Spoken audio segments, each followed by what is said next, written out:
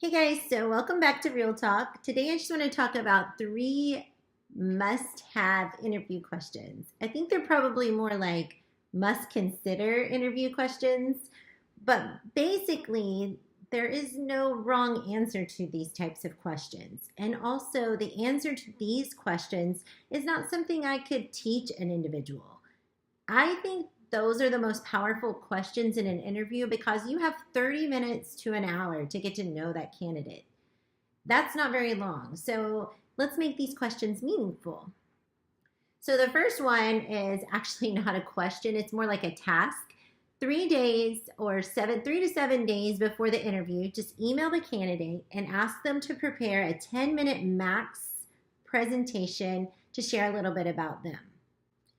It's pretty simple, fairly vague, and incredibly powerful. So I suggested this to our director of learning coaches this spring, and she tried it, and hands down, it was her favorite question. You know why? It's because it allows people to share their passions, their values, their excitement about education. It allows them to not try to put their answers into some kind of box, but to just share like their heart and what it is that they love so much about educating our future. Try it. I think you will love it, honestly. A few people have frowned on this question. They're like, Tara, you're giving them an opportunity to prepare a presentation. How is that going to give you this authentic response? And I say to that, they're preparing for the interview anyway. They're preparing canned answers to your lame questions already. So let's use their time wisely. How about let's allow them to prepare a presentation that's going to share with us a little bit about them, a little bit about what they're passionate about. And it's crazy because you can tell a lot of things about a presentation. You can tell how they interact with the audience.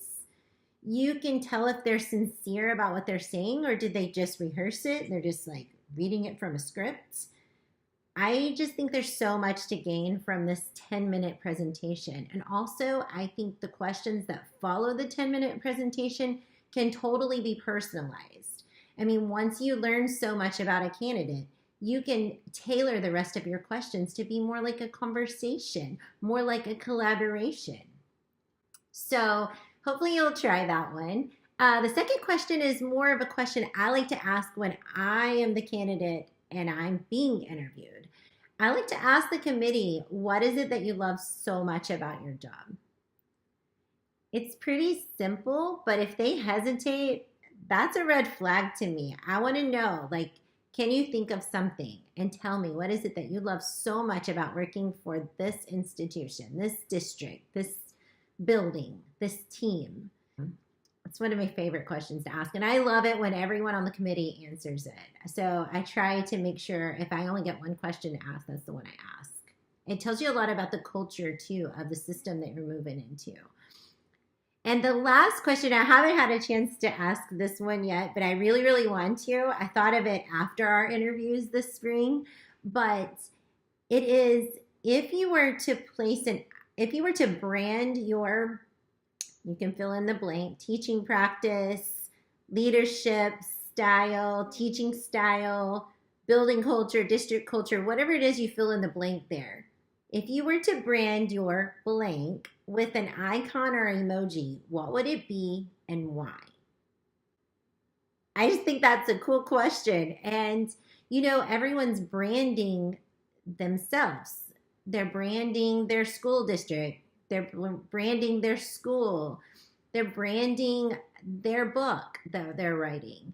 And so if we were to brand our practice with an icon or an emoji, the common language, visual language these days, what would it be and why?